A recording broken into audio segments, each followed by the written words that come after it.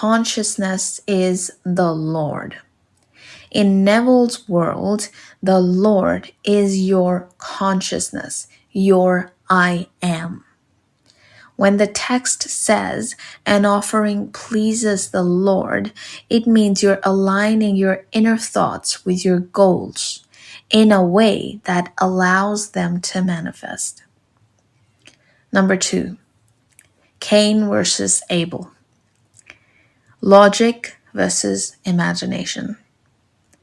Neville uses these two brothers to represent two different ways of looking at the world. Cain represents the senses. Cain was a tiller of the ground. Psychologically, this represents someone who looks at the hard ground of physical facts, logic, and current circumstances. If you say, I want to be rich, but my bank account is empty, and you focus on the empty account, you are offering the gift of Cain. You are siding with sight over faith. Abel represents imagination. Abel was a keeper of sheep. In scripture, sheep often represent lambs or desires and ideas.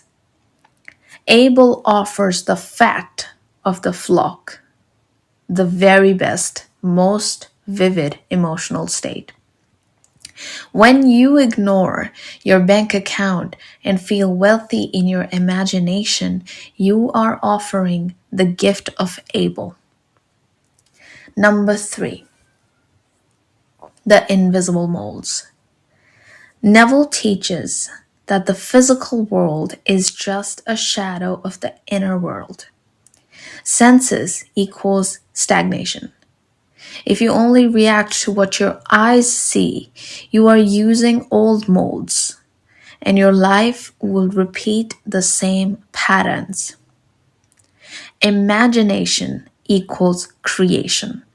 To change your life, you must use an invisible mold, which is a mental image of your life exactly as you want it to be.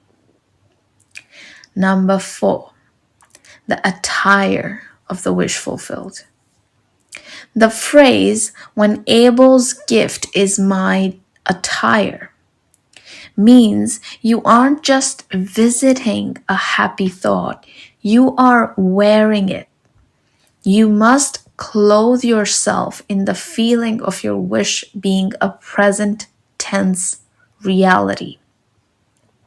So the core message here is that walking by faith means being loyal to your inner vision even when your outer reason tells you it is impossible.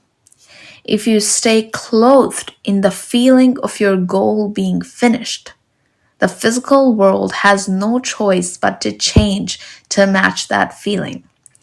The catch here is you might start pretending to have it or being the person you want to be just because you're constantly thinking about, oh, if I do this, I'm going to get it. If I do this, I'm going to get it.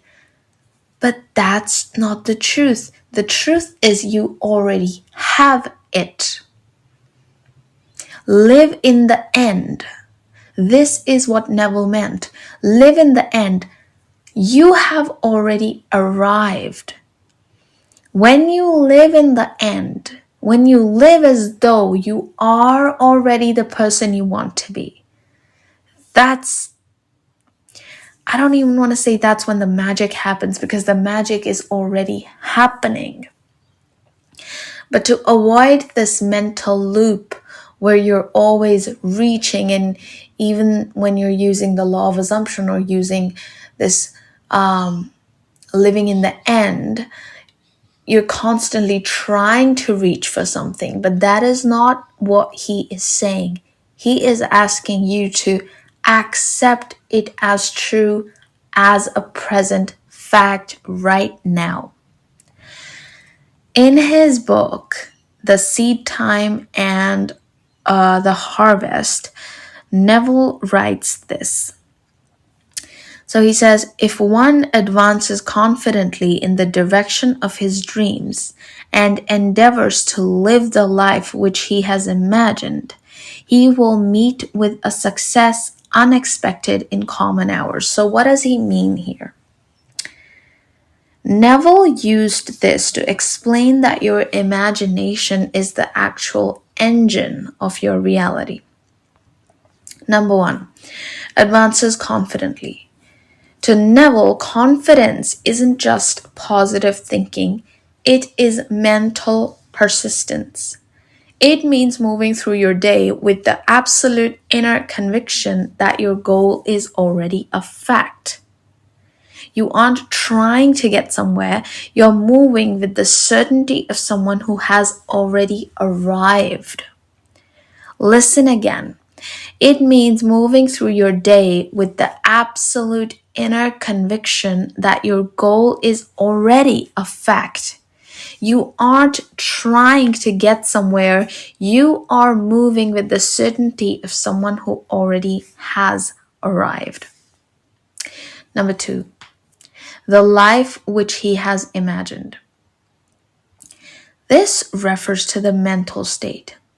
Neville teaches that you shouldn't just daydream about a goal, you must endeavor to live by it. Thinking from the end.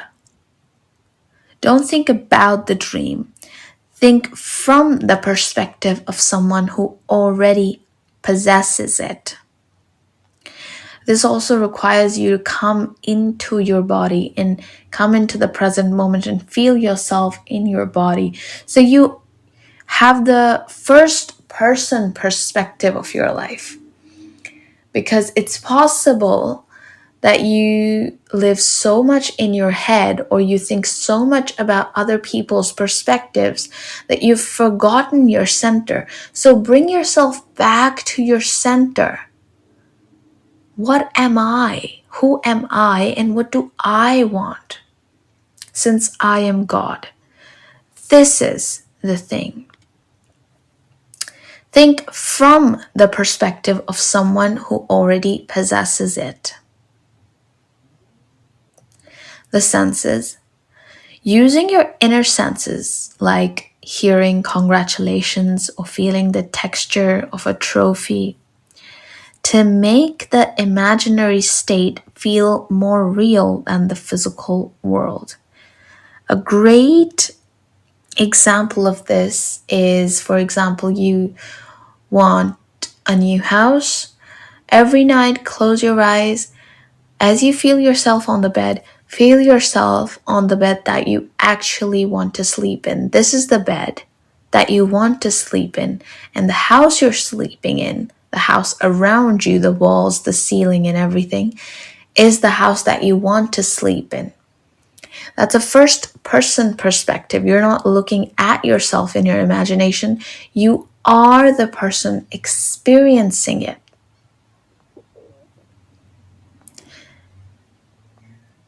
Number 3, success unexpected in common hours. This is the bridge of incidents.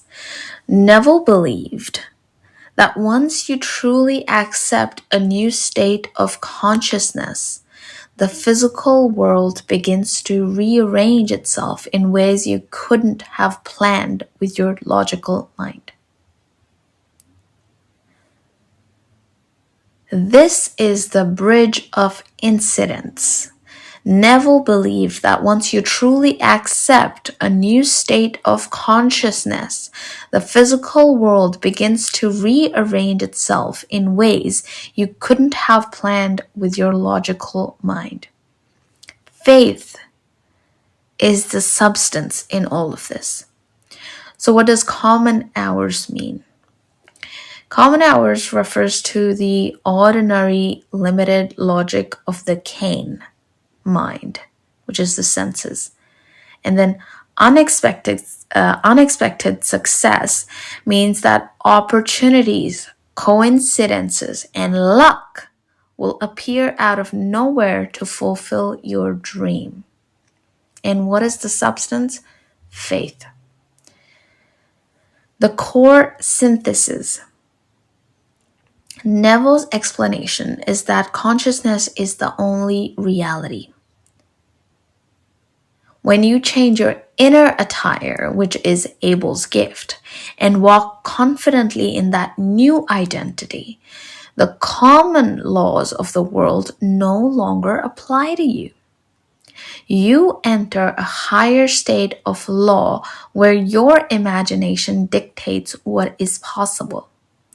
Consciousness is the only reality.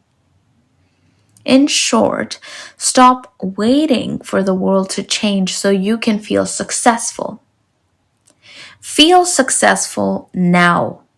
Walk in that feeling, and the world will have no choice but to conform to the ideal you have embodied within yourself. Enjoy. Good night.